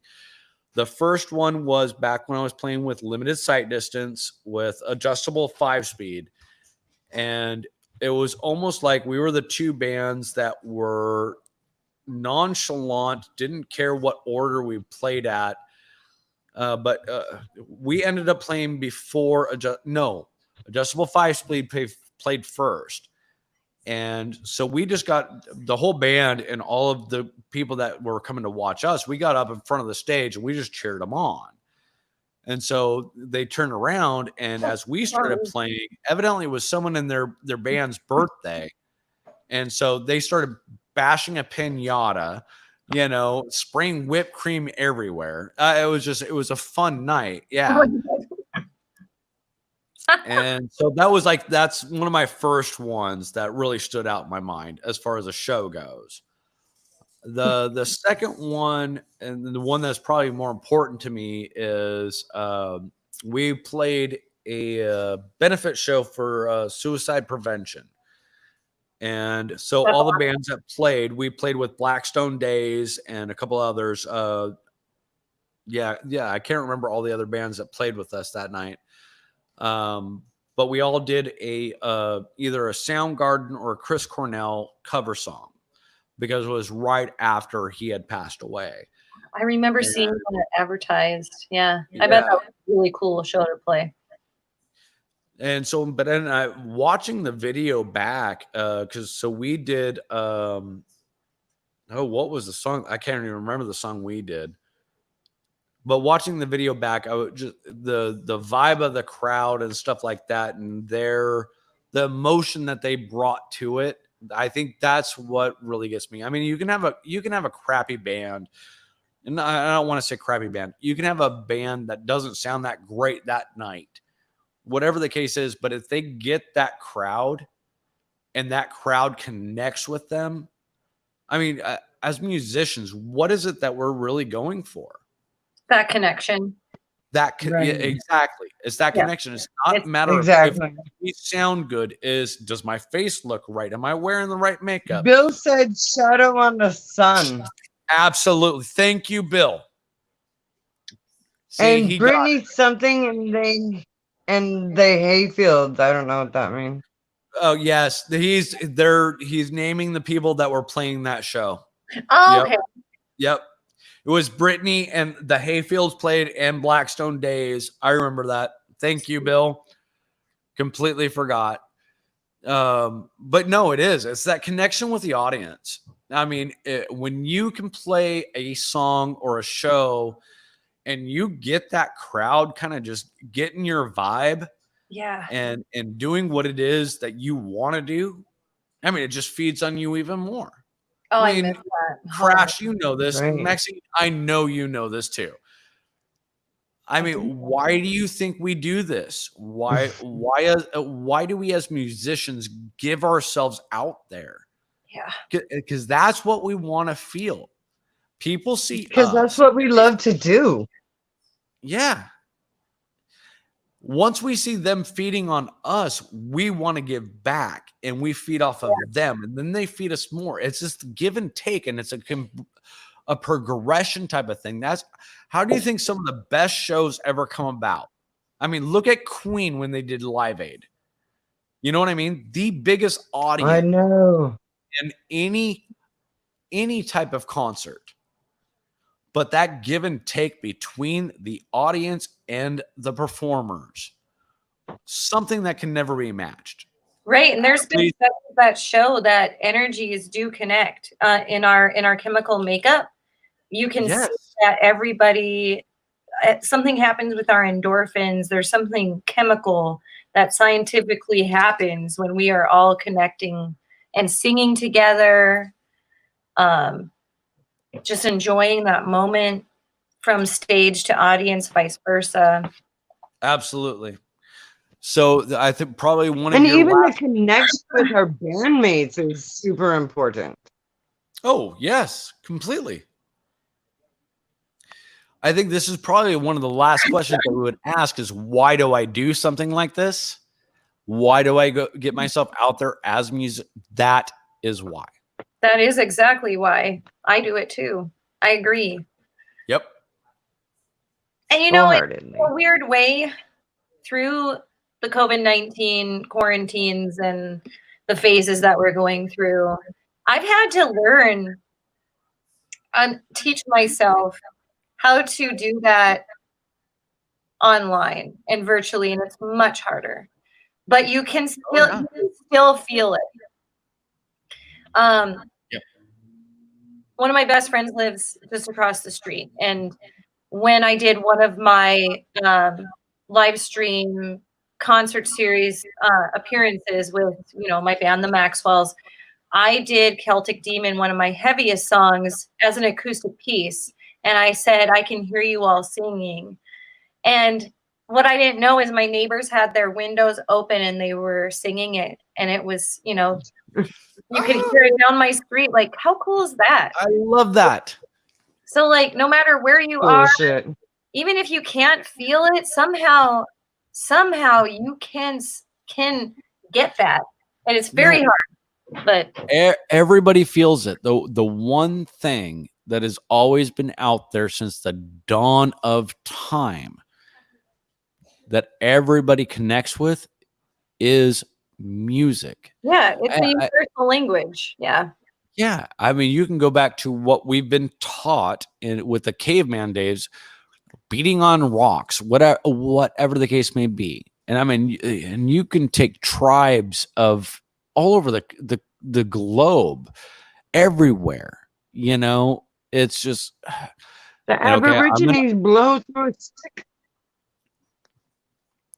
Like I said, okay, so I grew up very religious, so I'm gonna quote a Bible verse. Unfortunately, that's okay. Do you think? But that's the thing is, it really pertains to everything that we're talking about. It's like the Bible verses make a joyful noise unto the Lord. So it's part of Psalms, right? But that's the whole thing is, what is your song? What is your, joyful noise? It really doesn't matter. Just make it. Do what makes you feel good. Because people will connect with it. People will enjoy it. And music is the way to do that. Yeah, right. It really is. Agreed. Okay, so there's my speech. That's my speech. Well, awesome. I so appreciate that.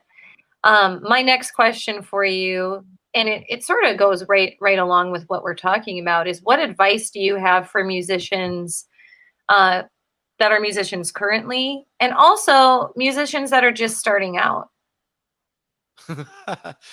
Okay, so the first piece of advice, especially for those that are just starting out, yeah, you're not all that. You kind of gotta get. And I remember back when I was young, like I said, I got kicked out of my band, and because I was overconfident and cocky, I felt I was better than, and you're not. Yeah, Corey, you're not. See, I have another person that would share that sentiment. So I guess that's first bit of advice. A little bit of humility, but at the same time, also go after what you know, what you feel, what you want, because that's important. But be humble about that. Absolutely. If I wasn't humble, Crash, I wouldn't have met this whole music family that I've met. I wouldn't be part of this. I wouldn't be on your guys' show. Okay. It's just not true. Okay. But what I'm saying is like, yeah, there's a mix of all of it. I mean, go after what you want, but you have to be understanding of what is all out there. You know, I hear a lot of people. I've had a lot of people say, and profound people too, is like, you're an amazing vocalist. You're awesome. You're this. And I'm like, really, no, I'm just a vocalist. You know, I have to humble myself at times just from some of those statements. And they're probably just trying to say, we appreciate what you're doing. You know, and you kind of have to turn it around and not take it in a personal sense. It's like, no, I'm just like everybody else. I can't go onto The Voice and win and talk to Colin Powell and go, see, fuck you, Colin. You know. Oh, The Voice. You know, so many. But at the same time, that ain't how to do it. But at the same time, it's okay to take pride in what you're doing and the achievements that you've done so far as a vocalist and as a musician. Like, it's totally okay to be proud of that, to be humbled by that. Absolutely. As long as you hold the other side at the same time. That's all I'm saying. Correct. So you asked me my advice. I have met some of the most amazing down-to-earth musicians, and I've met musicians who were just complete assholes and just full of themselves, and I really felt ashamed to be a musician in, the same, I guess, artistry that they were. Yep. You know what I mean? I know exactly what you mean. Some of those bigger artists who really put us little guys down. You know, when we all know for a fact the only reason why they are where they are is just by chance. Exactly. Yeah. Just by chance. Right. It's I completely just agree. chance. But then again, you got to think about it too. I So mean, think about those. Think that about should those be that more are. humbling than anything, because really all they did was win a lottery. Some of them, yeah. I mean, it does have a lot to do with, you know, their talent and everything, but in our industry, we all have talent. Now, there's True. some crazy talent out there that's not famous. I mean, there's different levels of us, you know. Gosh, like I can't believe some of the people I've met through this scene and have gotten to see live, and how they're, you know, at the same level as all of us in this. So That's kind of my whole point. Is like it took me years to realize that particular point. that you don't have to be famous to be in it. Exactly. Yeah, I Well, get think you. Tony I think Crash hit the nail right on the head when you said to just be humble about it and make sure that your heart's in it and that you're doing it for the right Yes. reasons. You know what I mean? Oh yeah. Exactly. But yeah. You Absolutely. can definitely tell when I'm on autopilot and when my heart is into it when Yeah. I'm drumming. You can Oh, see it. I've Not seen only both. on my face, but like when I'm drumming, like you can really see it. You can feel it. You can feel my emotions at that time when I'm drumming. And I think, you know, I love, that's my favorite part when I go to shows and I see our fellow musicians. I love to see the joy on their face of doing what yes. they love. Yes, that passion. Oh yeah. Yes, you get it too, Yeah. Maxine.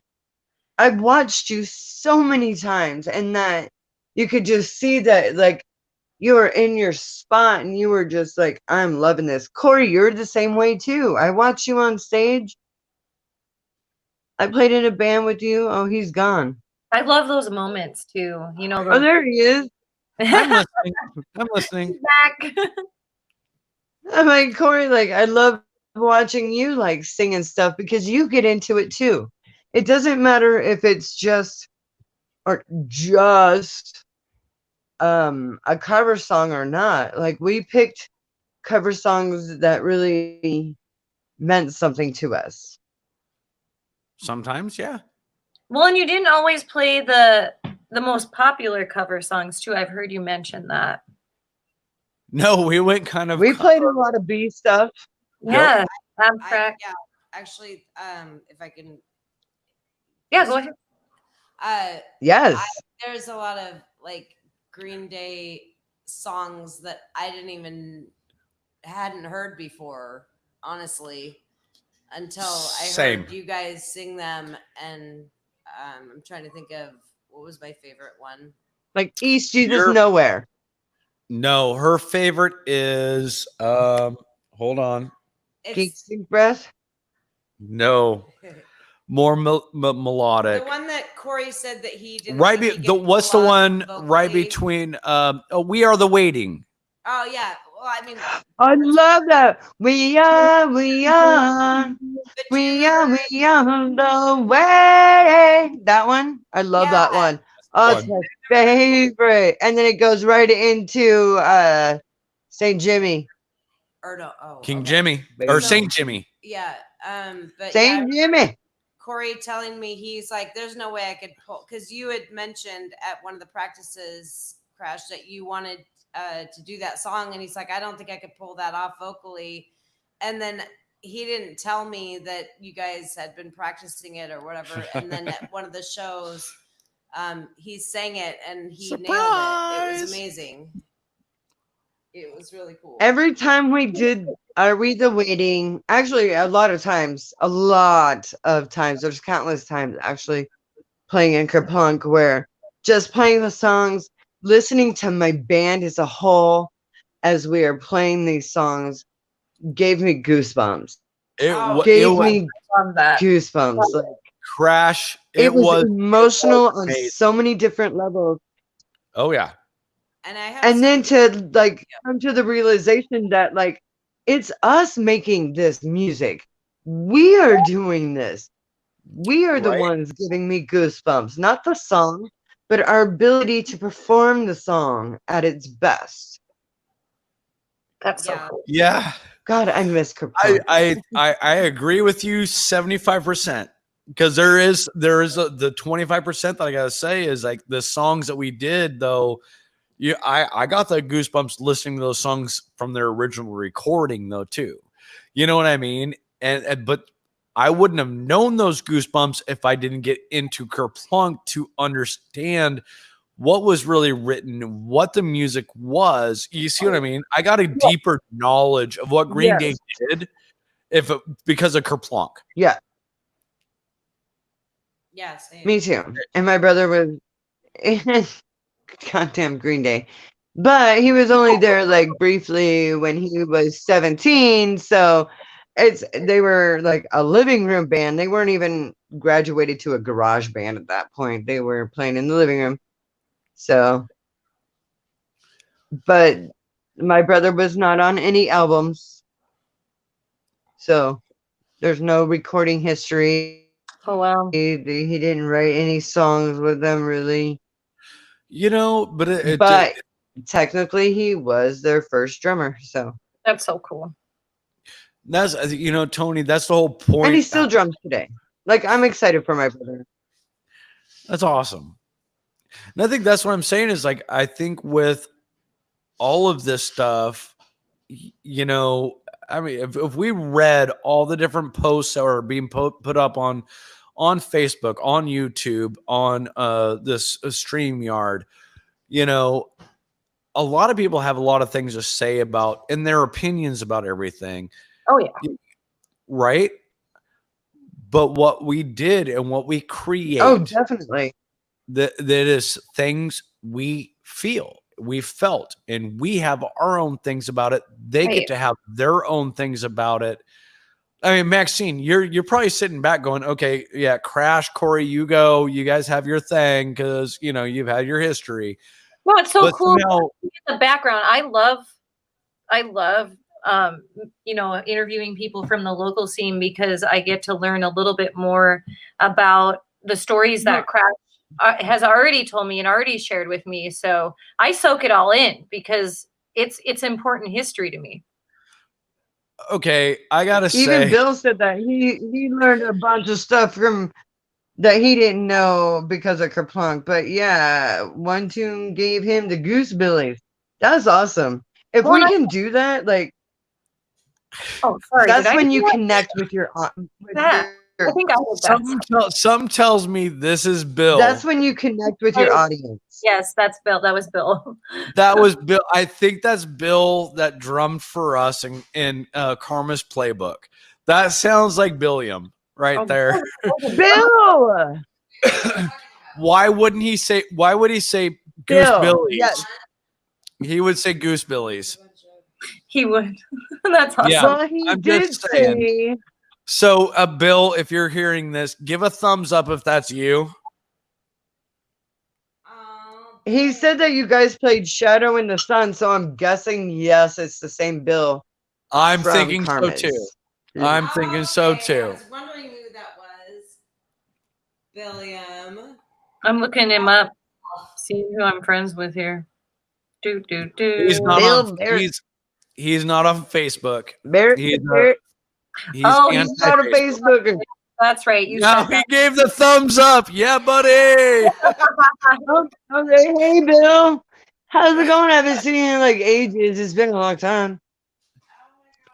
So Yeah, I I've met got you to over say, at Jodo. so I'm gonna give Bill credit on this one. So for the two songs that Karma's Playbook has out there on YouTube and all the other channels and stuff like that, that is stuff that Bill himself recorded and mixed. Okay, I was going to ask where we could find your music online. So that's available. Did you say YouTube? Yeah, if you type in Karma's Playbook on YouTube, you'll be able to find her stuff. Sweet. A quick and long time. That's my word. Yes. If you also go to my Facebook page, you'll probably find a lot of videos that I have archived in there, and you can be able to find it that way. But no, Bill has done a very good job of being able to piece the music together. Although now that I have him on a national stage, I'm going to. Oh, he says someday I'll have the album done. I promise, bud. No, get that fucking album I'm still waiting done. for that version, bro. Oh, the album is gonna get done. That's sweet. No, he has a I whole hope bunch so. of recordings that we've done, and he's been working diligently to try to get them together the way that he wants them. But I just Okay, want now them. question for you, Bill. Did you record all of these via Tascam? Or what kind of device did you use have for recording? mad respect for recording and mixing on your own. My band does that too. I have not yet. Now he's gonna play Shy, and Well, there's a delay when so we're in the studio, but they've got a few seconds delay on when it's live. oh, If that makes gotcha. Yeah. Right. So he'll That's why when I talk to you guys, it takes a few seconds because I'm talking at least 2 seconds before it actually comes over to you because I can hear it in your background. somewhat of a delay. I'm a delay. Bill. I'm a I'm a delay. delay. Oh, Mostly on Billiam. Zoom R24 and then overdubs on PC. Okay. Fair So enough. Fair enough. Like I said, this is where I'm going to give Bill credit. I mean, so if anybody goes out and watches the video for Misery, that was Bill put that recording together. He mastered that one, mixed it down. He got us to sound good. Yeah, it sounds good. You know, and he has some other ones that I say sound good. He disagrees. I'll wait until he gives out the final product of it. But he's got all of our stuff that we did as Karma's Playbook. And I'm waiting feel to like get those. Yeah. Because I want to make videos as out a of them. grandfather band manager. Well, and I I'll think be the judge of that. who does the mixing and the mastering always thinks that it can be better. That's how my husband is. So he records us, he mixes, he masters all of our stuff, and he'll listen to it, months later, and he'll go, "Oh, I could change that. Oh, that could be different." And I think it's always just a thing for people that do that. It's like a chef who is making a stew for the first time. The first time you make it, you're like, oh, I could put this in it and that in it. And then you make it again. And it's like, oh, well, it's better, but I could put this or that. Hi, Miss Bats. But, it doesn't matter if you have every ingredient to a T. Every time you take a sip of that stew, it's always going to be like, oh, well, it could be better. Add a little bit of this, take a little bit of that out, a little more of that. Yeah, I mean, you're never going to be happy with the final product. There's always going to be, like with drummers, we progress. The more that we drum, the better that we do, the more we do things. And so maybe the next time we play a certain song, it's better than like the fourth time we played the song. Oh, I know. We recorded it on the third time, so you know what I mean? Like, I get it. Like songs I wrote like 10 years ago, I play totally different now. Exactly. So it's hard to write music and record it and then play it the same way every time, because as a drummer, I progress. And I like to do little fancy things here and there. Bill adds a very good point here. He says that plus the app options are always changing and offering more. So much potential, so little time. I get you. They definitely upgrade those programs quite a bit, and they're always getting better. Technology is amazing. It's always improving. You can't keep up with the technology. I know, right? It's crazy. I've been trying to for the last 10 years. I can't keep up on it. Tonight, my computer decided that it just doesn't want the camera to work anymore. So even though I started the show on my computer, I was having so many technical difficulties and switched to my phone. So, but thankfully, thank God, technology has advanced to where I can host a show with my phone. Yeah, we weren't able to do that before. That was We weren't able to do that 2 weeks ago. 2 weeks ago, it was not an option. no. Our guests could come in on a phone, but to host the show. And guess what I found out tonight? I'm super pumped on this. I can talk to people. I can text them. I can change the cameras. What? That's cool. I can can talk do to everything. I just say hi. That's fancy. I did. I've been saying hi. StreamYard is an amazing. I said, love you, Rock Mama. See? Yeah. Love you. Yeah. Yeah. Love you, Rock Mama. That was me. I figured it out. We were able to do that, but I didn't piece it together that, before on the cell phone, it was, I don't know if we could do that or if we just didn't know how, but yeah, that's cool. You can do that. Learning something. No, StreamYard totally changed their game. Love StreamYard, man. Oh, God. Well, I'm so right, glad so that you found any last questions for me? I don't have any more questions for you. I just wanted to really thank you for being part of our show and being a guest on it. It's been a long time coming. Been looking forward to having you. Did you have anything else to add before we sign out for the night? I think we need to do a sing along. Okay. Okay, let's do it. What are we singing? Yeah. What are we doing? Hold on. Let's see if I can play it. Because like I said, I'm a vocalist, not a guitarist. I'm a drummer, not a bit. Can you hear that okay? Yes. Yeah, I know this song. Okay, so Tony's going to sing.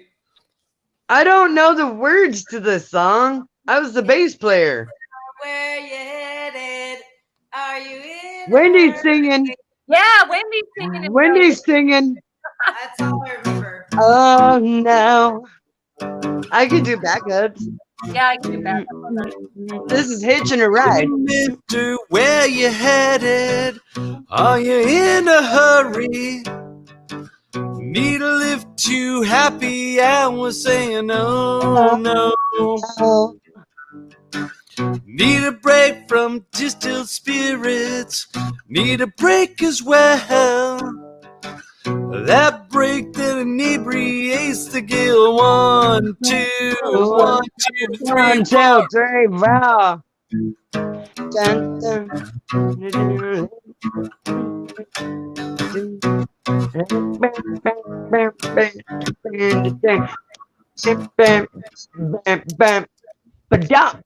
Cold turkey's getting stale. Tonight I'm eating crow. Fermented salmonella poison oak. No. Do you need a picture spirits? I don't remember the words. I get you. Do, do, do, do. Do, do, do, do, do, do, do. 1, 2, 3, 4.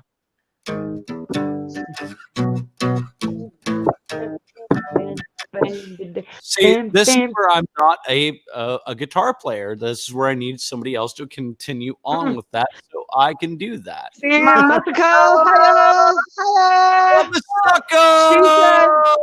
Go, Wendy. Yes. Hiya, Masaka. Go. That's my girl right there, man. She's the. That is D. Adam Essner's wife. And she sings. If you could.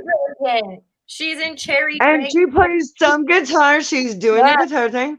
Yep. And bass. I have known her for ages, and I am super excited to be a good friend to her because she's such an amazing person. And I got to be the best man at their wedding. Are you really? I was. They've been married for a while. Yeah, I was the best That's man. It was awesome. That's awesome. Like, All it was right. the second time I was best man. Along. That was freaking awesome. Yes, I forgot that it's after 9 o'clock because I'm it's having so okay. much We're fun. free flow. We're free flow. Well, we could like sing Yeah. something different if you guys want. I mean, oh, you want to take me home tonight? Oh, down beside that red firelight. Oh, you want to let it all hang out, fat bottom girls. You make the rocket world go round. I don't even know that song. I feel like an asshole. I know that one. Okay, It's so just give me like- one crash that you know. I know King for a Day. Okay, go for it. That's a good Start one. it out. Start it out, At Brad. the age of 4, I went through I went to the bedroom door. Look for something in a size 4. That one, right? Sugar Yeah. and spice and everything nice wasn't made only for only girls. girls. G.I. Joe and Patty Ho was made was for one, but the one and only came for a came day, from just by night. Princess Adele. Came for a day in a leather thong. Came for a day, Princess I done. Just wait till all the All the boys guys get a load of me. Masiko's clapping for Bing, you. Yeah. Love that. Yes, that was awesome. Good stuff. A little karaoke. Well, Why not? this has been such a fun night. Seriously, thank you so much. Thank you guys for having me. I appreciate this. I mean, I feel honored, very honored to be on your guys' show. Oh.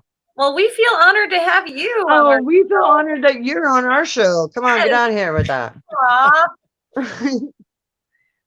I it's would do cool. like a heart, but Oh yeah, here I'll be here. Oh wait, hold on, backwards land. wait, backwards. Line. Ah. Oh, I gotta go there. We're dorks. Try to make the bottom of it on the end, but I see that you're like the end. I have to stretch. All right, guys. Well, thank you guys for tuning in tonight with Corey Wold from Sir and Karma's Playbook, and soon 21 to be diploma, announced, limited sight distance, 10 penny, all of those things. and something soon to be, revealed. I'm pretty excited about that project. I'm wicked excited, honestly. You guys I sound can't like you wait guys either. have some pretty amazing musicians on board with that one. Mhm. I'm jealous. Oh yeah, heck yeah, it's gonna be awesome. I can't wait to be in person and see you guys. Oh my god, it's gonna be awesome. Right. Well, and don't forget, viewers, to tune in this Friday for our next monthly Corona concert series. Corona concert continued. We will be streaming live at 6 p.m. Pacific time. Don't miss out. You're going to see some awesome musicians. And tune into our Facebook on Musicians Hangouts. And you can also do like the at Musicians Hangout WA capitalized. And we have t-shirts for sale, $20, and tank tops for 15, and sock puppets for 5. If you would like to order one, you can hit us up on Musicians Hangout Wait. 19 Sock at puppets? gmail.com. Sock What? puppets? Really? We have- Oh yeah, Sock Yes, puppets? we hand make the Do you sock have puppet. one that you can advertise? A sock puppet? Oh I yes. don't. Show me a Do sock you have puppet. a sock puppet ready? Hold on. I have one. No. I don't want a picture of a sock puppet. I want to see a sock puppet. Okay, good. Okay. I already sent out my sock puppet that I've made, so I have both one. of them. I have my original sock puppet. Perfect. Oh, you have This- rocks I do. or the baby one? I don't. The baby one's in the back. Fair enough. I mean, I can get rocks. I mean, socks real quick. So these are our originals. We came up with the sock puppet idea in case a guest canceled.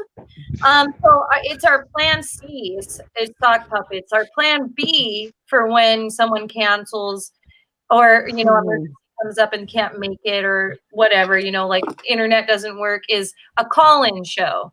So we'll say, hey, anybody want to be on the show? And usually we fill, our spots that way. But our plan C is sock puppets. Okay. So $5 sock puppets. Yes. Is that what you're saying? Rabbit. That's what we're saying. Okay. So you're going to have to forward me that link. So I'm going to post it out on my Facebook and I'll probably buy one because I need a $5 sock puppet.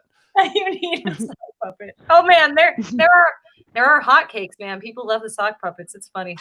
And they're handmade by Maxine or I. It doesn't matter. We each hand make them. They're made with love and care. Well, Lots of frustration and thought goes into them. We ask that our fans that buy the sock puppets post a picture on our page of them with the sock puppets, so we can see what shenanigans you're up to with your sock puppet. Yeah, I think Bill wants one too. Oh my! Yeah, hit us up, guys. You can message us on. Yeah, Bill, pony up the $5. Get yourself a sock puppet. So just email us at musicianshangout19@gmail.com and we will give you directions on what to do next. Exactly. Thanks, guys. Thank you guys for having me. I appreciate this. Love it so much. Wendy, any parting words? Yes, love you guys. Good to see you. Good to see you too. I love you guys so much. I'm so glad that you guys are my family. Same here, Cratch. All right, you ready? Guys. All right, we are ready. You want to take us out? Absolutely. Take us out, Maxine. Take us out.